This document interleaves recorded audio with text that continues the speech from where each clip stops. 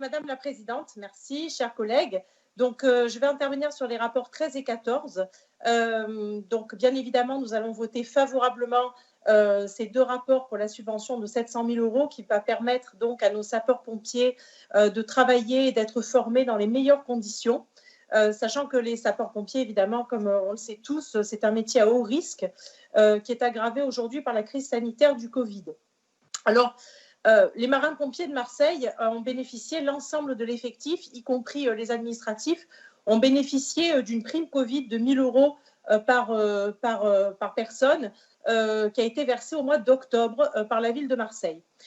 Cette prime Covid, les sapeurs-pompiers des Bouches-du-Rhône l'ont également demandée au département, mais elle leur a été refusée au motif, je cite, qu'ils n'en avaient pas besoin puisqu'ils ne faisaient que leur métier et qu'ils avaient déjà la prime de feu. Or, la prime de feu, ce n'est pas une prime du département, mais c'est une prime qui leur est accordée par le ministère de l'Intérieur. Dans notre région, ce sont les sapeurs-pompiers des Bouches-du-Rhône qui font le plus d'heures et qui sont les moins bien payés dans notre département.